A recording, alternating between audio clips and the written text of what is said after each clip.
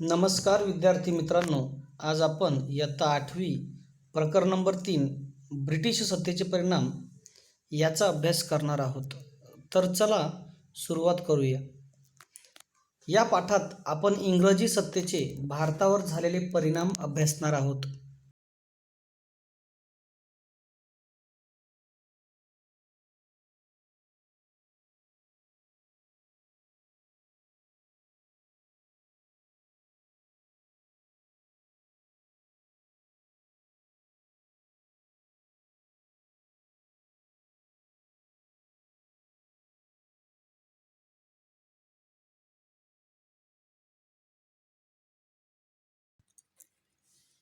British east India कंपनीची स्थापना कशी झाली हे आपण आता बघणार आहोत. भौगोलिक शोधांमुळे युरोपीय सत्ता भारताच्या किनाऱ्यावर कशा येऊन पोहोचल्या हे आपण पाहिले आहे. कशा पद्धतीने पोर्तुगीज, डच, फ्रेंच, ब्रिटिश असे सर्व युरोपीय भारताची बाजारपेठ काबीज करण्याच्या सत्ता स्पर्धेत उतरले. इंग्रज भारतात व्यापाराच्या निमित्ताने आले तेव्हा भारतात आधीच असलेल्या पोर्तुगीजांचा त्यांना कडवा विरोध झाला. नंतरच्या काळात इंग्रज पोर्तुगीज संबंध मैत्रीचे होऊन विरोध कमी झाला, परंतु भारतावर वर्चस्व प्रस्थापित करण्याच्या स्पर्धेत इंग्रजांना फ्रेंच, डच व स्थानिक सत्ताधीशांच्या विरोधाला तोंड द्यावे लागले.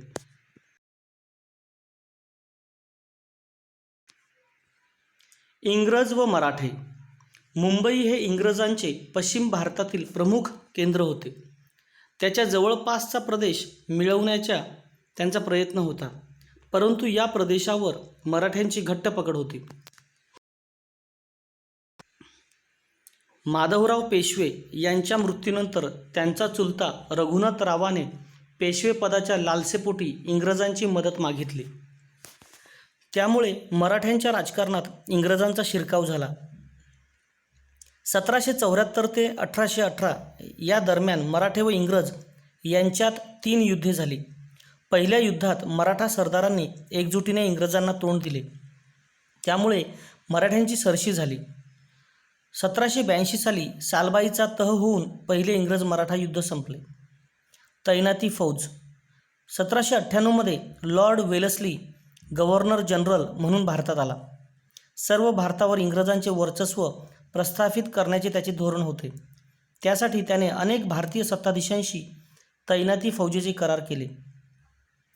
या करारानुसार भारतीय सत्ताधीशांना इंग्रजांच्या लष्करी मदतीचे आश्वासन देण्यात आले, मात्र त्यासाठी काही अटी घातल्या. भारतीय राज्यकर्त्यांनी त्यांच्या राज्यात इंग्रजांचे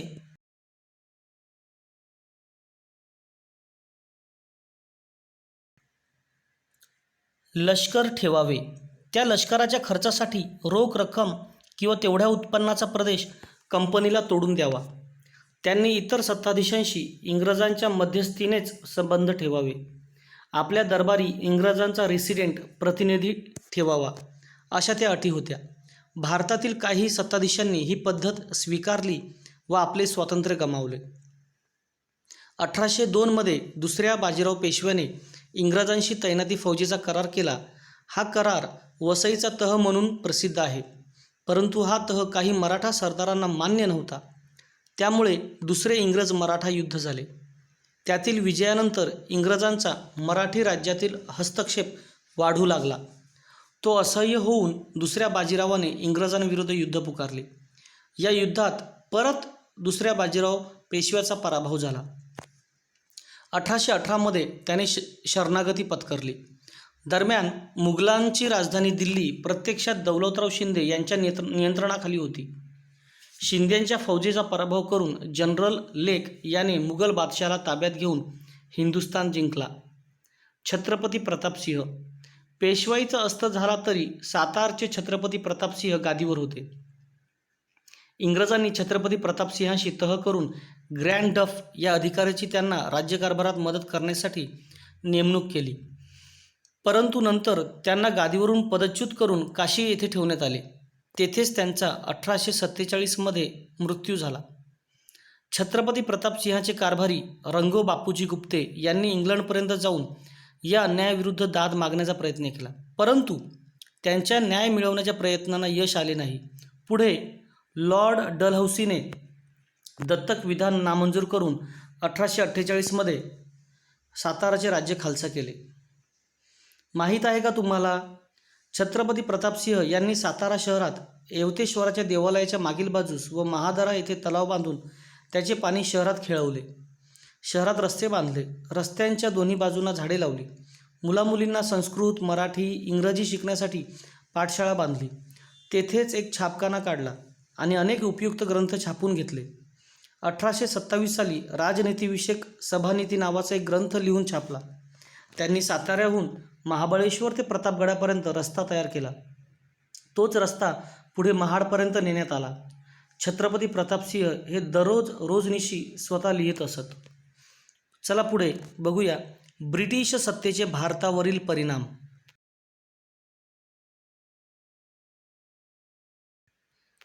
दुहेरी राजव्यवस्था. आता आपण बघणार आहोत दुहेरी राजव्यवस्था.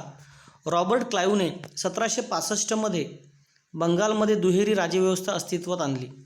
महसूल गोळा करण्याचे काम कंपनीने हाती घेतले, तर शांतता व सुव्यवस्था राखण्याचे काम बंगालच्या नवाबाकडे ठेवले. यालाच दुहेरी राजव्यवस्था असे म्हणतात. दुहेरी राजव्यवस्थेचे दुष्परिणाम कालांतराने दिसू लागले. सामान्य जनतेकडून कर रूपाने वसूल केलेले पैसे कंपनीतील अधिकाऱ्यांनी स्वतःच्या खिशात घातले. भारतातील व्यापाराचा मक्ता फक्त ईस्ट इंडिया कंपनीला दिल्यामुळे इंग्लंडमधील अनेक व्यापाऱ्यांना कंपनीचा हेवा वाटत होता. कंपनीच्या भारतावरील कारभारावर इंग्लंडमध्ये टीका होऊ लागली. तेव्हा कंपनीच्या कारभारावर नियंत्रण ठेवण्यासाठी इंग्लंडच्या पार्लमेंटने काही महत्त्वाचे कायदे केले.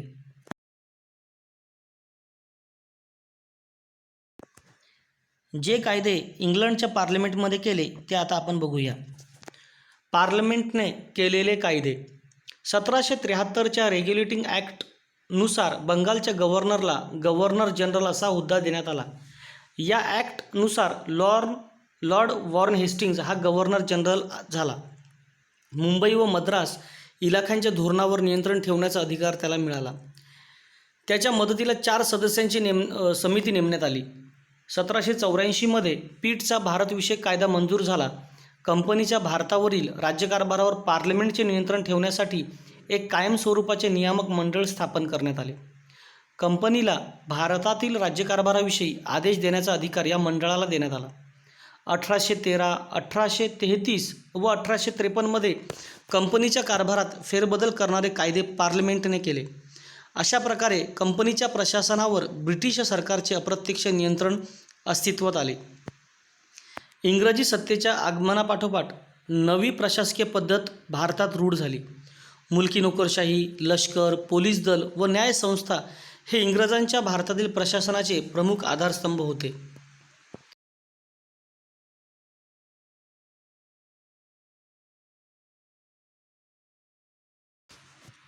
पुढील मुद्दा पाहूया, मुलकी नोकरशाही. भारतात इंग्रजांची सत्ता दृढ करण्यासाठी इंग्रजांना नोकरशाहीची गरज होती. लॉर्ड कॉर्नवॉलिस याने नोकरशाहीची निर्मिती केली. मुलकी नोकरशाही हा इंग्रजी शासनाचा महत्त्वाचा घटक बनला. कंपनीच्या अधिकाऱ्यांनी खाजगी व्यापार करू नये असा नियम त्याने घालून दिला. त्यासाठी त्याने अधिकाऱ्यांचे पगार वाढवले. प्रशासनाच्या सोयीसाठी त्याने इंग्रजांच्या ताब्यातील प्रदेशांची जिल्हावार विभागणी केली. जिल्हाधिकारी हा जिल्हा प्रशासनाचा किंवा शासनाचा प्रमुख असे. महसूल गोळा करणे, न्याय देणे, शांतता व सुव्यवस्था राखणे ही त्याची जबाबदारी असे. अधिकाऱ्यांची भरती इंडियन सिव्हिल सर्व्हिसेस ICS या स्पर्धात्मक परीक्षेद्वारे केली जाऊ लागली. लष्कर व पोलीस दल. भारतातील इंग्रजांच्या ताब्यातील प्रदेशाचे संरक्षण करणे, नवे प्रदेश हस्तगत करणे व भारतातील इंग्रजांविरुद्ध उठाव मोडून काढणे ही लष्कराची कामे होती. देशात कायदा व सुव्यवस्था राखणे हे पोलीस दलाचे व लष्कर दलाचे काम असे. न्यायव्यवस्था. इंग्लंडमधील न्यायव्यवस्थेच्या धर्तीवर इंग्रजांनी भारतात नवी न्यायव्यवस्था स्थापन केली. प्रत्येक जिल्ह्यात मुलकी खटल्यासाठी दिवाणी व न्यायालय व फौजदारी खटल्यासाठी फौजदारी न्यायालय स्थापन केले. त्यांच्या निर्णयांच्या फेरविचारासाठी उच्च न्यायालय स्थापन केली गेली. कायद्यापुढील समानता. भारतामध्ये पूर्वी ठिकठिकाणी वेगवेगळे कायदे होते. न्यायदानात जातीनुसार भेदभाव केला जायचा. लॉर्ड मॅकॉलेच्या नेतृत्वाखाली स्थापन झालेल्या विधी समितीने कायद्याची संहिता तयार केली. सर्व भारतात एकच कायदा लागू केला. कायद्यापुढे सर्व समान आहेत हे तत्त्व इंग्रजांनी रूढ केले. या पद्धतीत सुद्धा काही दोष होते. युरोपीय लोकांवरील खटले चालवण्यासाठी स्वतंत्र न्यायालये व वेगळे कायदे अस्तित्वात होते. नवे कायदे सामान्य लोकांना समजत नसत. न्याय ही सामान्य लोकांसाठी खूपच खर्चिक बाब होती. खटले वर्षानुवर्षे चालत. इंग्रजांची आर्थिक धोरणे. प्राचीन काळापासून भारतावर आक्रमणे होत राहिली. अनेक आक्रमक भारतामध्ये स्थायिक झाले. ते भारतीय संस्कृतीशी समरस झाले. त्यांनी जरी येथे राज्य केले तरी भारताच्या अर्थव्यवस्थेत मूलभूत बदल केले नाहीत. इंग्रजांचे मात्र तसे नव्हते. इंग्लंड हे आधुनिक राष्ट्र होते. औद्योगिक क्रांतीमुळे तेथे भांडवलशाही अर्थव्यवस्था रूढ झाली होती. या व्यवस्थेला पोषक अशी अर्थव्यवस्था त्यांनी भारतात रुजवली. त्यामुळे इंग्लंडचा आर्थिक लाभ झाला, परंतु भारतीयांचे मात्र आर्थिक शोषण होऊ लागले.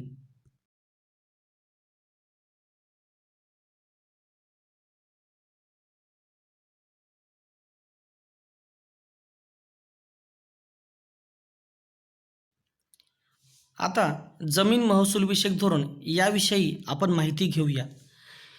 इंग्रजी अंमल सुरू होण्यापूर्वी खेड्यातील अर्थव्यवस्था स्वयंपूर्ण होती. शेती व इतर उद्योग यांच्याद्वारे गावाच्या गरजा गावातच भागत असत. जमीन महसूल हे राज्याच्या उत्पन्नाचे प्रमुख साधन होते. इंग्रज पूर्व काळात पिकानुरूप शेतसारा आकारला जात असे. पीक चांगले आले नाही तर शेतसाऱ्यामध्ये सूट मिळे. महसूल प्रामुख्याने धान्य रूपाने घेतला जाई. शेतसारा भरण्यास उशीर झाला तरी शेतकऱ्यांकडून जमीन काढून घेतली जात नसे.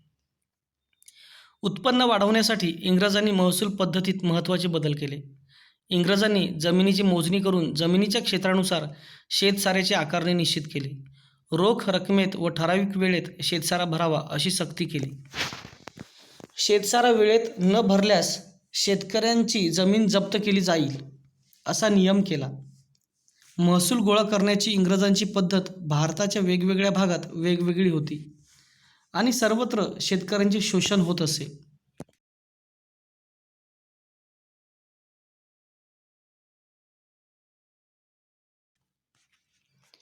नव्या जमीन महसूल व्यवस्थेचे परिणाम. नव्या जमीन महसूल व्यवस्थेचे अनिष्ट परिणाम ग्रामीण जीवनावर झाले. शेतसारा भरण्यासाठी येईल त्या किमतीला शेतकरी पीक विकू लागले. व्यापारी व दलाल वाजवीपेक्षा कमी दराने त्यांचा माल खरेदी करू लागले. प्रसंगी शेतकऱ्यांना सारा भरण्यासाठी सावकाराकडे जमीन गहाण टाकून कर्ज घ्यावे लागे. त्यामुळे शेतकरी कर्जबाजारी झाले. कर्जफेड झाली नाही तर त्यांना आपल्या जमिनी विकाव्या लागत. सरकार, जमीनदार, सावकार, व्यापारी हे सर्व शेतकऱ्यांचे शोषण करत असत. पुढे जाऊन शेतीचे व्यापारीकरण होऊ लागले. पूर्वी शेतकरी प्रामुख्याने अन्नधान्य पिकवत असत. हे अन्नधान्य त्यांना घरच्या वापरासाठी व गावाची गरज भागवण्यासाठी उपयोगी पडत असे. कापूस, नीळ, तंबाखू, चहा इत्यादी नगदी पिकांना इंग्रज सरकार उत्तेजन देऊ लागले. अन्नधान्याच्या लागवडीपेक्षा नफा मिळवून देणारी व्यापारी पिके घेण्यावर जो भर दिला जाऊ लागला त्या प्रक्रियेला शेतीचे व्यापारीकरण असे म्हणतात. म्हणजे खाण्यापिरता किंवा फक्त खाण्यापिण्यापुरतं अन्नधान्य न पिकवता पैसा कमवण्याच्या हेतूने किंवा जास्त उत्पादन मिळवण्याच्या हेतूने जे पिकं घेतली जात होती त्याला शेतीचं व्यापारीकरण असंही आपण म्हणू शकतो. दुष्काळ. 1860 ते 1900 या काळात भारतात मोठे दुष्काळ पडले, परंतु इंग्रज राज्यकर्त्यांनी दुष्काळ निवारणासाठी पुरेसे प्रयत्न केले नाहीत. तसेच पाणीपुरवठ्याच्या योजनांवर फारसा खर्चही केला नाही. वाहतूक व दळणवळण व्यवस्थेमध्ये सुधारणा. इंग्रजांनी व्यापार वृद्धी आणि प्रशासनाची सोय यासाठी भारतात वाहतूक व दळणवळण यांच्या आधुनिक सोयीसुविधा निर्माण केल्या. कोलकाता व दिल्ली यांना जोडणारा महामार्ग त्यांनी बांधला. 1853 साली मुंबई ते ठाणे रेल्वे मार्गावर आगगाडी धावू लागली. त्याच वर्षी तारायंत्राद्वारे संदेश पाठवण्याची यंत्रणा इंग्रजांनी भारतात सुरू केली. या यंत्रणेने भारतातील प्रमुख शहरे आणि लष्करी ठाणी एकमेकांना जोडली गेली. त्याचप्रमाणे इंग्रजांनी डाक व्यवस्था म्हणजे आजचे टपाल म्हणजे पोस्ट हे सुद्धा सुरू केले. या ठिकाणी तुम्हाला दिसत असेल 1853 मध्ये जेव्हा पहिली रेल्वे भारतात धावली तिचं हे चित्र. या सर्व सुधारणांमुळे भारतीय समाज जीवनावर दूरगामी परिणाम झाले. देशाच्या विविध भागांमधील लोकांचा परस्परांशी संपर्क वाढला. त्यामुळे त्यांच्यातील एकतेची भावना वाढण्यास हातभार लागला. भारतात जुन्या उद्योगधंद्यांचा ऱ्हास. भारतातून इंग्लंडला जाणाऱ्या मालावर इंग्रज सरकार जबरदस्त कर आकारत असे. उलट इंग्लंडमधून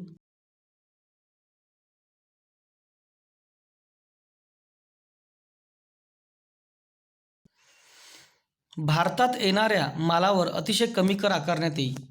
तसेच इंग्लंडमधून येणारा माल हा यंत्रावर तयार झालेला असे, त्यामुळे त्याचे उत्पादन मोठ्या प्रमाणात व कमी खर्चात होई.